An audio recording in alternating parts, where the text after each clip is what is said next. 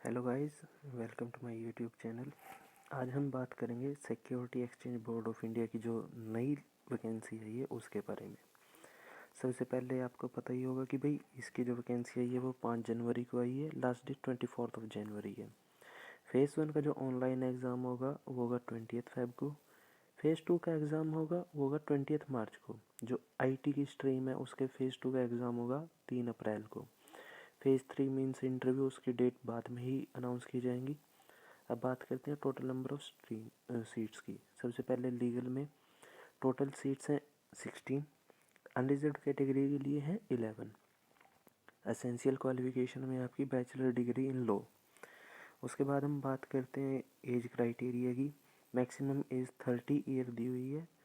31 दिसंबर 2021 तक आप 30 साल से कम के होने चाहिए। 1 जनवरी 1992 से आपकी एज चेक की जाएगी। उसके बाद जो रिलैक्सेशन दी जाती है, जैसे शेड्यूल कास्ट शेड्यूल ट्राइब्स को 5 साल की, 3 साल की OBC कैटेगरी को, बाकी जो इनका रिजर्व कैटेगरी का रहता है वो सब कुछ है। उसके बाद हम बात करते हैं पेपर 1 की। जो फेज़ 1 है उसमें पेपर 1 है जनरल कैटेगरी का। फ़ेज़ 2 है लीगल स्ट्रीम का। जनरल कैटेगरी में 100 मार्क्स का पेपर है, 60 मिनट की ड्यूरेशन है, कट ऑफ 30% है। पेपर 2 दोबारा से 100 मार्क्स का 40 मिनट की ड्यूरेशन एंड कट ऑफ भी 40% है, एग्रीगेट 40% है। ये मैं अभी आगे डिस्कस करूँगा कि भाई कैसे क्या क्या प्रोसीजर होगा इसका। फ़ेज़ 2 की बात करें, फ़ेज़ 2 में पहला पेपर इंग्लिश का होगा, डिस्क्रिप्टिव टेस्ट होगा, आपको टाइपिंग करनी पड़ेगी कंप्यूटर पर। फ़ेज़ 2 दोबारा से वही लीगल स्ट्रीम का होगा, 100 मार्क्स का होगा, 40 मिनट, 40% इसकी कट ऑफ है। इसके भी हम आगे सारी बात करेंगे। इसमें सिलेबस डिफाइन है, आप सब अपना सिलेबस चेक कर सकते हैं। अब हम बात करते हैं प्रॉपरली पेपर 1, पेपर 2, फ़ेज़ 1 के, फ़ेज़ 2 के और इंटरव्यू की स्टेज पे कैसे मार्क्स डिस्ट्रीब्यूशन है। अब मैं समझाता हूँ आपको कैसे क्या कुछ है। जो जैसे पेपर 1 है, फ़ेज़ 1 में पेपर जनरल पेपर है। 80 क्वेश्चन आएंगे 100 मार्क्स के। 80 भी 4 पार्ट में डिवाइड आगे। 20 क्वेश्चन इंग्लिश के, 20 क्वेश्चन क्वांटिटेटिव एप्टीट्यूड के, 20 क्वेश्चन रीजनिंग के, 20 क्वेश्चन आपके general awareness and banking and financial awareness के। टोटल 100 मार्क्स का होगा। आपको मिनिमम 30 मार्क्स लेने हैं 100 में से। उसके बाद जो लो पेपर होगा उसमें 50 क्वेश्चन होंगे। 2 नंबर का एक क्वेश्चन होगा, 100 मार्क्स का वो होगा। आपको इसमें मिनिमम 40 लेने हैं। इन दोनों पेपर के मिला के एग्रीगेट आपको 80 लेने हैं आउट ऑफ 200। ऐसे ही फ़ेज़ 2 में है। जो फ़ेज़ 2 में पहला पेपर है इंग्लिश का, 100 मार्क्स का डिस्क्रिप्टिव पेपर होगा। 30% आपको मिनिमम लेने हैं इंग्लिश के पेपर में और इसकी वेटेज हो गई 1/3। पेपर 2 जैसे लॉ का होगा उसमें वही 50 क्वेश्चन होंगे, सिलेबस डिफाइंड है, 100 मार्क्स का, इसकी वेटेज है 2/3। मिनिमम आपको 40% लेने हैं। दोनों पेपर के मिला के एग्रीगेट 50% लेने हैं। अब मैं आपको समझाता हूँ कैसे क्या कुछ है। अब जैसे फ़ेज़ 2 में आप सिलेक्ट हो गए, इंग्लिश का पेपर हुआ आपका, 100 में से आपने 72 मार्क्स लिए, उसका 1/3 की हमारे 24 मार्क्स बने।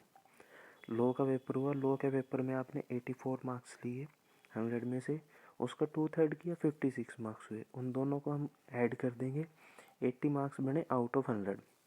फिर बात करते हैं फ़ेज़ 3 की। फ़ेज़ 3 में जो इंटरव्यू होगा वो होगा मैक्सिमम मार्क्स 15 का। 15 में से आपके जितने नंबर आए, और जो फ़ेज़ 2 में आपके 80 मार्क्स थे उसका 85% मीन्स 85% प्लस 15 मार्क्स इंटरव्यू के, उससे आपकी फिर कट ऑफ लिस्ट बनेगी। अब जैसे मैंने यहाँ पे फ़ेज़ 2 के 80 मार्क्स का 85% निकाला, 64 मार्क्स हुए। आपको इंटरव्यू में मान लीजिए 10 नंबर मिले 15 में से, तो आपके टोटल बने 74। और जो लास्ट ईयर की कट ऑफ थी वो ये थी, लीगल की अनरिजर्व्ड कैटेगरी के लिए 71.07 थी, OBC के लिए 59.80 थी, EWS के लिए 61.79 थी, SC के लिए 58.07 थी, ST के लिए 43.50 थी और PWD कैटेगरी के लिए 59.48% थी। अब हमारे पास एक बच्चे का रिजल्ट है जो रैंक 5 था प्रीवियस पेपर में, उसके 77.67 मार्क्स थे। लास्ट ईयर 12 सीट्स थी जहाँ तक मेरे को याद है। उसके बाद हम बात करते हैं प्रीवियस ईयर क्वेश्चन पेपर की। ये हमारा जो फ़ेज़ 1 का पेपर हुआ था ये उसका आप देख सकते हैं। मेरे पास अराउंड 34-35 क्वेश्चंस हैं जो मेरे पास लिखे हुए थे, जो पिछली बार लीगल का फेज़ 1 का पेपर आया था। पहला क्वेश्चन आप देख सकते हैं, कॉन्स्टिट्यूशन कब अडोप्ट हुआ, कॉन्स्टिट्यूशन कब एनफोर्स हुआ। कॉन्ट्रैक्ट से रिलेटेड था third question, agreement enforceable by law को हम क्या कहते हैं, कॉन्ट्रैक्ट कहते हैं। फिर ये अनफेयर ट्रेड प्रैक्टिस कंज्यूमर से रिलेटेड था। कंटीजेंट कॉन्ट्रैक्ट से रिलेटेड था, हैपनिंग ऑफ इवेंट अगर इम्पॉसिबल हो जाती है तो वो उसका नेचर कैसा होगा, वॉइड नेचर का कॉन्ट्रैक्ट होगा। ये सेबी का क्वेश्चन था कि भाई इनसाइडर ट्रेडिंग के लिए कितनी पेनल्टी लगती है, 25 करोड़ रुपीज़ लगती है। फिर ये नॉमिनल कैपिटल उसके कंपनी लॉ के क्वेश्चन थे। आर्बिट्रेशन का क्वेश्चन था, लैंग्वेज ऑफ आर्बिट्रल ट्रिब्यूनल कौन डिसाइड करता है, पार्टीज डिसाइड करती हैं। पिछली बार 4 लीगल मैगजीम आई थी, आप देख सकते हैं, डी फैक्टो, एबिनिशियो, एड वलोरम। फिर removal of member of SEBI कैसे किया जाता है, उनके 5 ऑप्शन थे, उनमें से डिसाइड करना था कि भाई कौन कौन से रिमूवल के लिए बिल्कुल सही है। Chairman of central administrative tribunal कौन होगा, कब तक उसका टर्म पूछा गया था, कितना है। ये पूछा गया था total number of ministers including CM, जो कैबिनेट मिनिस्टर्स होते हैं वो कितने परसेंट होते हैं, लेजिस्लेटिव असेंबली के 15% होते हैं। जो कंपनी लॉ बोर्ड कॉन्स्टिट्यूट होती है उसको कौन करता है, सेंट्रल गवर्नमेंट करती है। ये डिपॉजिटरी एक्ट से क्वेश्चन था, no depository shall be depository unless obtain certificate of commitment of business of board. Impossibility से रिलेटेड क्वेश्चन था, सेक्शन 56 कॉन्ट्रैक्ट एक्ट। फिर पब्लिक कंपनी में नंबर ऑफ डायरेक्टर कितने होते हैं, मेंस प्रॉफिट क्या होता है, सेक्शन 2 सब क्लोज 12 ऑफ सीपीसी।